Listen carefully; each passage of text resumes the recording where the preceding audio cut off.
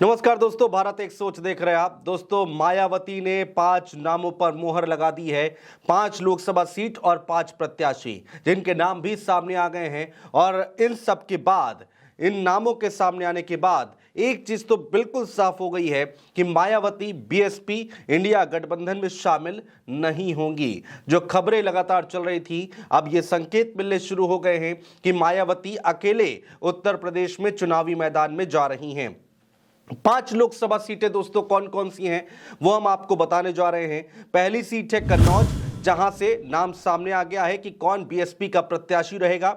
दूसरी सीट है मुरादाबाद, मुरादाबाद की सीट पर भी नाम साफ हो गया है। तीसरी सीट है पीलीभीत, वो भी हम आपको नाम बताएंगे पीलीभीत से कौन प्रत्याशी है।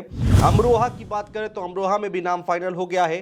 पांचवा और आखिरी नाम है बिजनौर, बिजनौर सीट पर भी मायावती किसको चुनाव में उतारने जा रही हैं वो नाम सामने आ गए हैं। दोस्तों, सबसे पहले हम बात करेंगे कन्नौज लोकसभा सीट से। कन्नौज लोकसभा सीट की हम बात करने जा रहे हैं और कन्नौज से अकील अहमद पट्टा जिनको प्रत्याशी बनाया गया है, मुस्लिम चेहरा है अकील अहमद पट्टा, जिनको मायावती की तरफ से चुनावी मैदान में उतारा जा रहा है कन्नौज लोकसभा सीट से। कन्नौज की अगर हम बात करते हैं दोस्तों, तो यहां से संकेत मिले हैं कि अखिलेश यादव भी चुनाव उनका लड़ना लगभग तय माना जा रहा है। तो ऐसे में कन्नौज में मुस्लिम प्रत्याशी उतारकर मायावती ने अखिलेश यादव के चुनाव को टफ बनाने की कोशिश जरूर की है। रणनीति समझिए आप मायावती की क्या है यहां पर।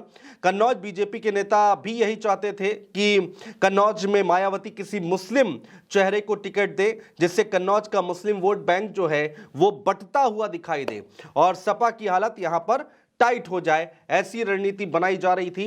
बीजेपी भी यही चाह रही थी कि कोई मुस्लिम चेहरा मायावती कन्नौज में उतारे। मुस्लिम प्रत्याशी उतारकर सपा की घेराबंदी करने की कोशिश की गई है। अकील अहमद पट्टा के आने से यहां के भाजपाई भी खुश हैं। दरअसल कन्नौज में 2 लाख से ज्यादा मुस्लिम वोटर्स हैं दोस्तों। 2 लाख से ज्यादा मुस्लिम आबादी है जो कि वोट डालती है। और अगर अखिलेश यादव कन्नौज से चुनाव लड़ते हैं तो बीजेपी और सपा का मुकाबला तो होगा ही, साथ ही साथ बीएसपी ने मुस्लिम प्रत्याशी उतारकर लड़ाई को दिलचस्प बना दिया है, त्रिकोणीय बना दिया है। मायावती ने कन्नौज में जिन अकील अहमद पट्टा को टिकट दिया है दोस्तों, वो पहले सपा में ही थे, लेकिन कुछ वक्त पहले ही पाला बदलकर वो बीएसपी में शामिल हो गए थे। अकील पट्टा की पत्नी सुल्ताना बेगम प्रधान रह चुकी हैं। जी हां, तो ये हो गई कन्नौज की बात, कन्नौज लोकसभा सीट की बात। अब दोस्तों हम बात करेंगे मुरादाबाद लोकसभा सीट की। यहां से किसको प्रत्याशी बनाया जा रहा है बीएसपी की तरफ से वो भी जान लीजिए। इरफान सैफी का नाम सामने आया है, मुस्लिम चेहरा है, मुरादाबाद से लोकसभा सीट पर बीएसपी की तरफ से चुनाव लड़ते हुए आगे आने वाले वक्त में दिखाई देंगे।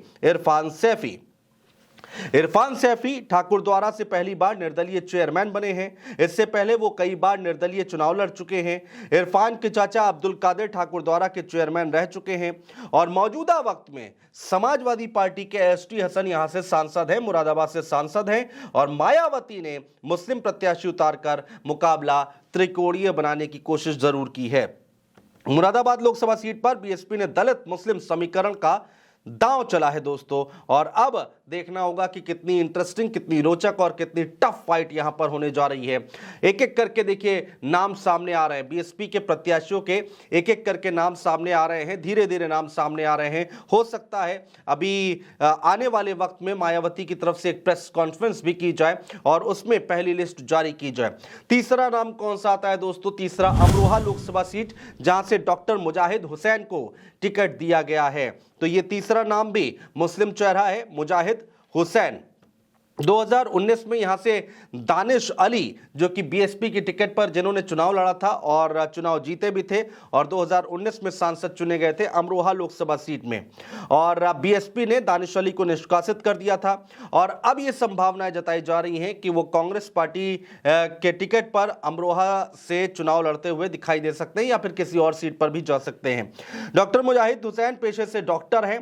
करीब 2 साल पहले उन्होंने बीएसपी का दामन थामा था। उनकी पत्नी बागी जहां डासना की नगर पंचायत अध्यक्ष हैं।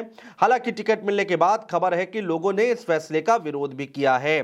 कई लोग ऐसे हैं दोस्तों जिन्होंने यहां पर विरोध किया है। जैसे ही टिकट फाइनल हुआ, जैसे ही टिकट सामने आया, वैसे ही विरोध की खबरें भी निकलकर दोस्तों सामने आई हैं। तो ये हो गया अमरोहा लोकसभा सीट का हाल। पीलीभीत का हाल हम आपको बताते हैं। पीलीभीत में किसको टिकट दिया गया है? अनीस अहमद खान, एक और मुस्लिम चेहरा मायावती की तरफ से उतारा गया है। अनीस अहमद खान, जो कि कहा जा रहा है कि लोकसभा का चुनाव लड़ेंगे पीलीभीत से।